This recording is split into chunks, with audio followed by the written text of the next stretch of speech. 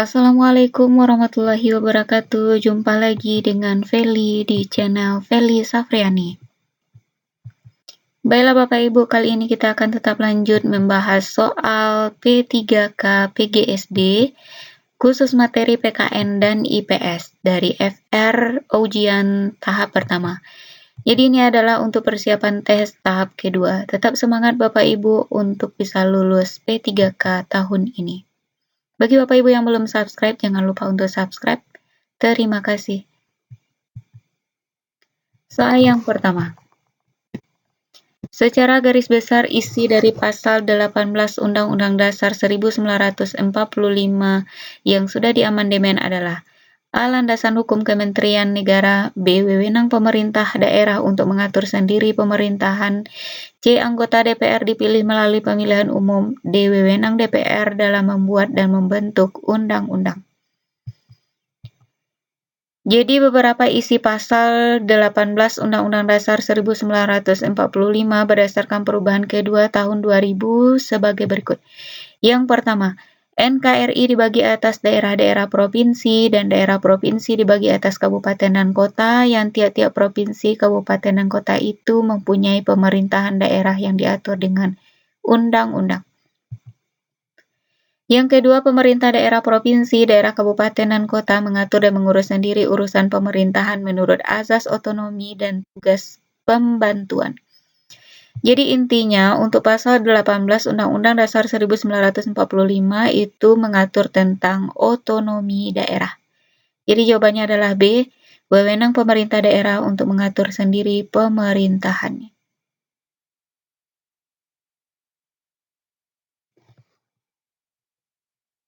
Soal kedua, mengapa lambang sila kelima adalah padi dan kapas? A. Karena di Indonesia banyak tumbuhan padi dan kapas. B. Melambangkan bahwa Indonesia kaya akan keanekaragaman rempah-rempah. C. Kedua benda ini merupakan lambang dari kebutuhan dasar manusia, yaitu pangan dan sandang. Jika keduanya terpenuhi, maka masyarakat Indonesia dapat dikatakan hidup makmur dan sejahtera. D. Karena padi adalah makanan pokok sebagian besar penduduk Indonesia. Jadi jawaban yang tepat itu adalah C. Karena kedua benda ini merupakan lambang dari kebutuhan dasar manusia, yaitu pangan dan sandang.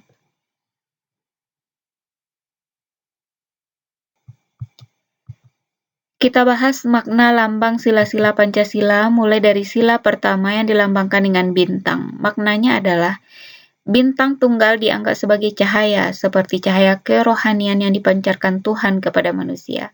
Di bagian bintang terdapat latar berwarna hitam, melambangkan warna alam asli yang dimiliki Tuhan.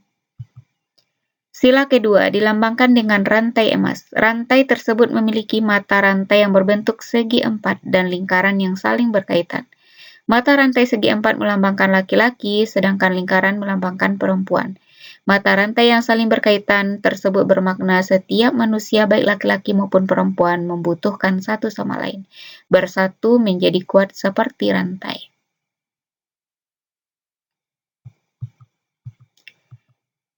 Sila ketiga dilambangkan dengan pohon beringin. Lambang pohon beringin digunakan karena pohonnya besar dan banyak digunakan orang sebagai tempat berteduh di bawahnya. Maknanya, sebagai NKRI, semua rakyat Indonesia dapat berteduh di bawah naungan negara Indonesia. Pohon beringin yang memiliki sulur dan akar yang menjalar ke segala arah bermakna keragaman suku bangsa yang menyatu di bawah nama Indonesia. Sila keempat dilambangkan dengan kepala banteng. Kepala banteng memiliki filosofi sebagai hewan yang suka berkumpul. Musyawarah dalam Pancasila adalah orang-orang yang berdiskusi untuk melahirkan suatu keputusan. Sila kelima dilambangkan dengan padi dan kapas. Ini yang pertanyaan tadi. Kedua benda ini merupakan lambang dari kebutuhan dasar manusia, yaitu pangan dan sandang. Jika keduanya terpenuhi, maka masyarakat Indonesia dapat dikatakan hidup makmur dan sejahtera.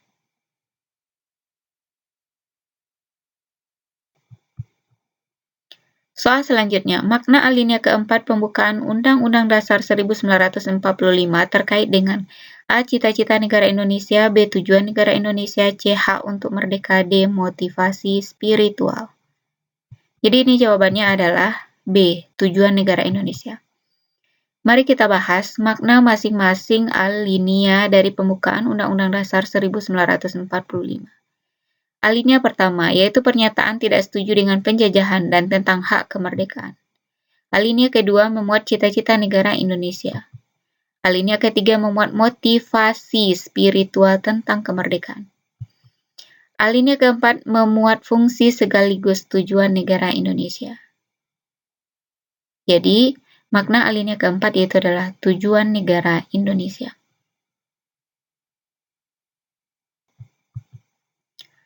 Soal selanjutnya, lambang negara Indonesia adalah burung Garuda. Jumlah bulu pada masing-masing sayap burung Garuda dan maknanya adalah A8 melambangkan bulan proklamasi kemerdekaan Republik Indonesia, B45 melambangkan tahun proklamasi kemerdekaan Republik Indonesia, C17 melambangkan tanggal proklamasi kemerdekaan Republik Indonesia, D19 melambangkan tahun proklamasi kemerdekaan Republik Indonesia.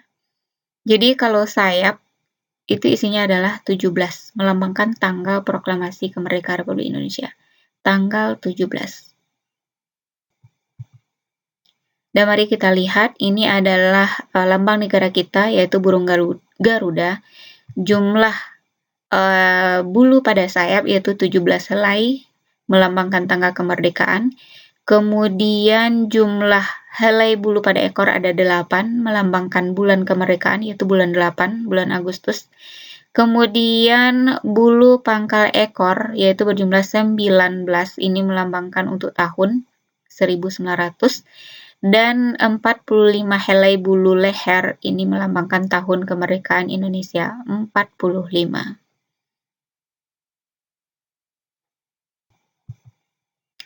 Soal selanjutnya, berikut ini kerjasama anggota ASEAN. 1. Pembentukan AFTA, 2. Pembentukan ZOPFAN, 3. Kerjasama proyek industri, 4. Pembentukan MEA, 5. Kerjasama ekonomi pariwisata. Yang termasuk kerjasama ASEAN dalam bidang ekonomi adalah A1, 2, 3, dan 4, B1, 3, 4, dan 5, C2, 3, 4, dan 5, D1, 2, 4, dan 5. Jadi kita bahas satu persatu. Yang pertama, pembentukan AFTA. AFTA itu adalah ASEAN Free Trade Area. Ini berarti tentang pasar bebas, berarti kaitannya dengan ekonomi. Yang kedua, pembentukan ZOPFAN, Zone of Peace, Freedom, and Neutrality atau kawasan damai, bebas, dan netral. Ini kerjasama di bidang politik. Yang ketiga, kerjasama proyek industri, ini jelas ekonomi. Pembentukan MEA, Masyarakat Ekonomi ASEAN, ini juga ekonomi. Dan yang kelima, kerjasama ekonomi pariwisata, ini jelas di bidang ekonomi. Jadi yang termasuk kerjasama ASEAN di bidang ekonomi adalah 1, 3, 4, dan 5.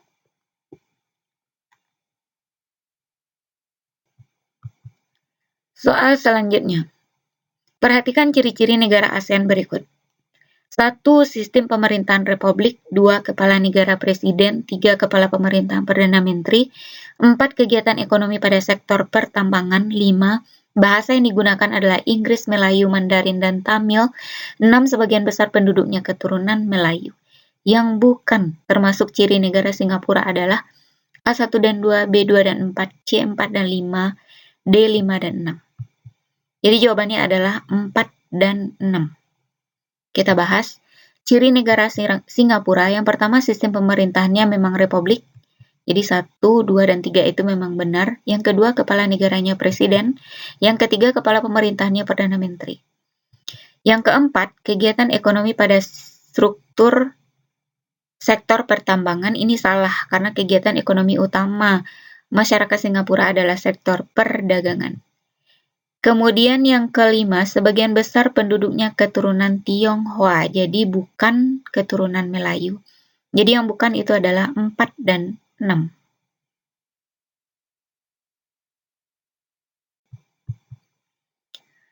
Soal selanjutnya, ASEAN dilambangkan dengan lingkaran biru yang di dalamnya terdapat gambar 10 batang padi berwarna kuning yang diikat. Warna kuning melambangkan A. Semangat dan dinamisme, B. Kemakmuran negara anggota, C. Kekayaan, D. Kekuatan dan kestabilan. Jadi kalau dilihat lambang negara ASEAN yang warna kuning itu melambangkan kemakmuran negara anggota. Jadi lambangnya kalau merah itu melambangkan keberanian dan dinamika, biru melambangkan perdamaian dan kemantapan, kuning melambangkan kemakmuran, dan putih yaitu melambangkan kesucian. Jadi ini adalah 4 warna dari lambang ASEAN beserta maknanya.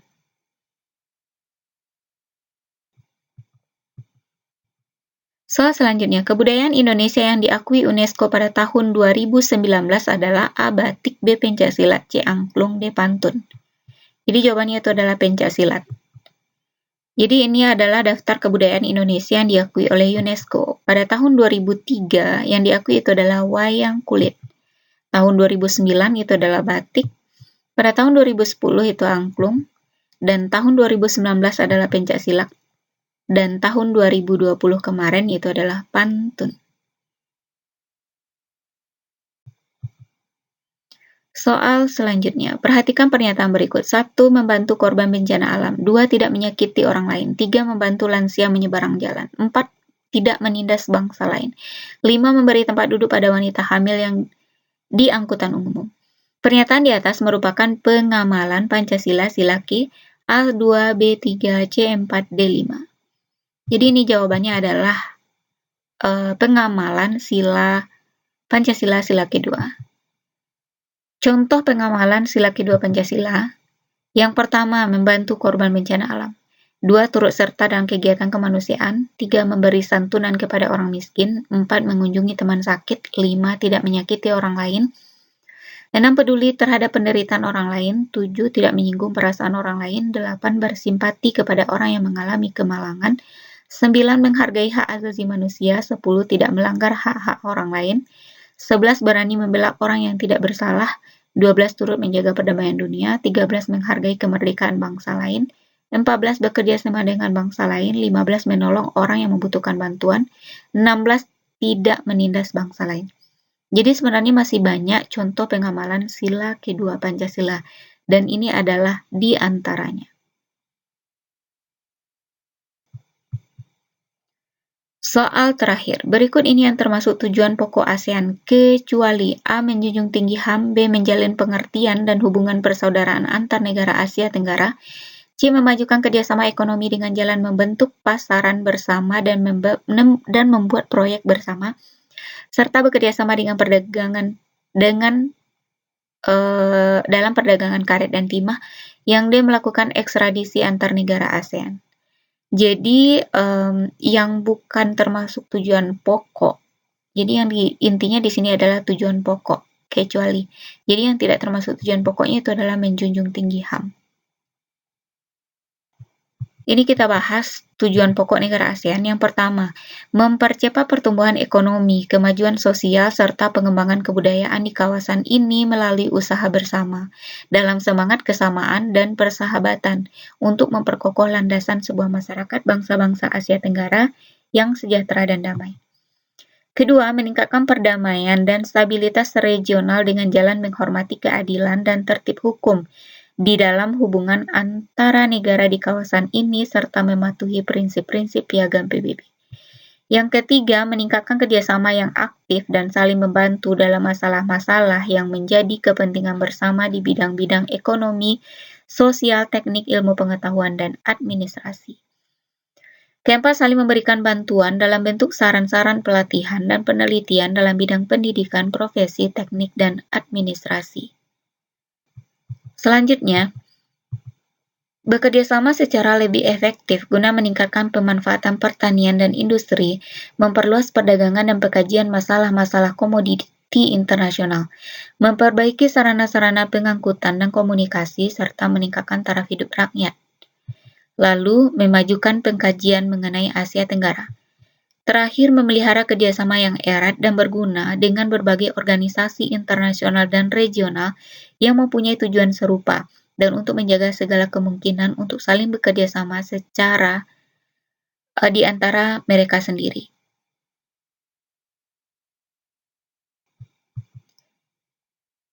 Inilah pembahasan soal pada pertemuan kali ini. Semoga bermanfaat dan doa saya tetap sama. Semoga Bapak Ibu lulus pada ujian tahap kedua. Terima kasih dan jangan lupa untuk subscribe dan share. Semoga bermanfaat. Saya sudahi dengan Assalamualaikum warahmatullahi wabarakatuh.